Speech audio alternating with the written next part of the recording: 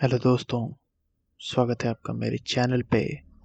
और आज मैं आपके लिए दो बिल्कुल सच्ची भूतिया घटनाएं लेकर आया हूँ जो कि इंटरनेट से ली गई हैं।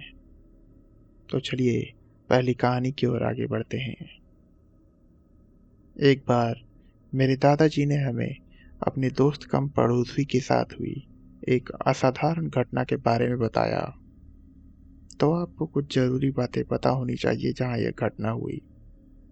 मेरे दादाजी का घर गंगा नदी के किनारे था और छत से नदी और उसके किनारे का खूबसूरत नज़ारा देखा जा सकता था। इसलिए उनके दोस्त हर सुबह लगभग 5 बजे नदी पर नहाने और पूजा करने जाते थे। लेकिन एक रात जब वह उठे तो उन्हें लगा कि सुबह के 5 बज चुके हैं। इसलिए उन्होंने अपने कपड़े लिए और नदी की ओर चल दिए। लेकिन वास्तव में उस समय सुबह के 5 नहीं बल्कि 3 बज रहे थे। सुबह वह बेहोशी की हालत में नदी के किनारे पड़े मिले। किसी को नहीं पता था कि क्या हुआ था। इसके अलावा वह कुछ भी बताने में सक्षम नहीं थे। कुछ घंटों के बाद उसने सबको बताया कि उसने पिछली रात क्या देखा था। उसने बताया कि उसने लाशें देखी जो नाच रही थी और अजीब तरह की हरकतें कर रही थी। उन्होंने आगे बताया कि वो लाशें खा रहे थे और कुछ ने उन्हें भी कुछ खाने को दिया। यह सब तब तक जारी रहा जब तक कि वो बेहोश नहीं हो गए। लेकिन एक रात और बीतने के बाद दादाजी के दोस्त की हालत बिगड़ने लगी। वह मूर्खतापूर्ण बातें करने लगा और कुछ कुछ शब्द ऐसे बोलता था जो कि किसी और ही भाषा की लगती थी। हालात बदले, लेकिन सबसे बुरे तरीके से। मेरे दादाजी का दोस्त पागल हो गया और 12-13 दिन के बाद उसकी मौत हो गई। अंत में मेरे दादाजी ने हमें बताया कि देर रात में नदी, कुओं जैसे जल निकायों के पास कभी नहीं जाना चाहिए। तो दोस्तों, यह थी पहली कहानी। अब मैं दूसरी कहानी पे आता हूँ।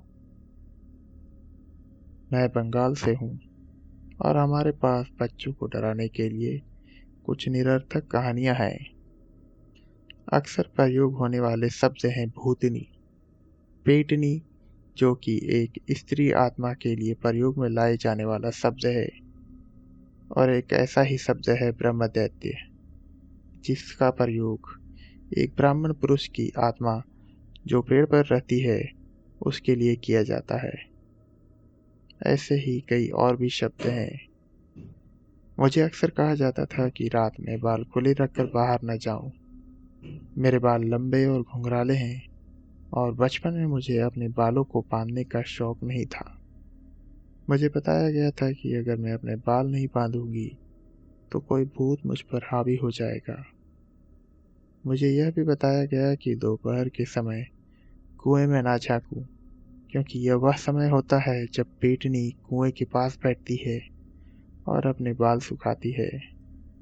मुझे यह भी कहा गया था कि यदि कोई रात के अंधेरे में मेरा नाम 3 बार पुकारे तो मैं कोई प्रतिक्रिया ना दूं। ज़्यादातर कहानियाँ आमतौर पर कोई मतलब रखती थी।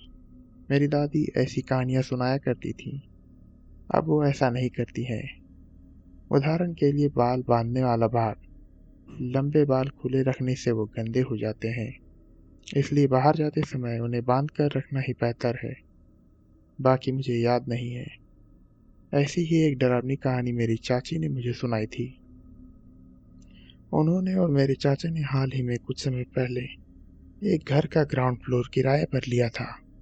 मेरे चाचा एक ट्रैवलिंग सेल्समैन है, इसलिए उन्हें कई यात्राएं करनी पड़ती हैं। इसलिए मेरी चाची अकेली थी। एक दिन उसने खिड़की के शीशे पर किसी को देखा। वहां एक अजीब सी दिखने वाली महिला थी, जिसके काले बाल जोरों से लहरा रहे थे और उसके चेहरे पर एक भयानक शैतानी मुस्कान थी। खिड़की पर शीशे लगे हुए थे और ऐसा लग रहा था कि वह महिला खिड़की के जरिए कमरे में घुसने की कोशिश कर रही थी और उसमें इंसानी आभा नहीं थी। मेरी चाची ने उससे कई बार पूछा कि तुम कौन हो, लेकिन वह महिला बस देखती रही और शैतानी मुस्कान देती रही। अंततः मेरी चाची को बस इतना याद रहा कि वह बेहोश हो गई थी। बाद में मकान मालिक को लगा कि कुछ गड़बड़ है और वह आया तो उसने देखा कि मेरी चाची बेहोश पड़ी हैं। मेरी चाची के पिता को बुलाया गया और जब इस भयावह महिला की कहानी सुनाई गई तो मकान मालिक ने स्वीकार किया कि यह वही महिला है जो मेरी चाची और मेरी चाचा के द्वारा इस जगह को किराए पर लेने से पहले यहाँ रह रही थी। दरअसल उस महिला ने उसी घर में आत्महत्या कर ली थी और यह उसी की आत्मा थी। तो दोस्तों, यह थी दूसरी कहानी। आपको ये कहानियाँ कैसी लगी कमेंट्स में ज़रूर बताएं, और अगर आपको हमारी वीडियो पसंद आई हो तो वीडियो को लाइक और शेयर करें।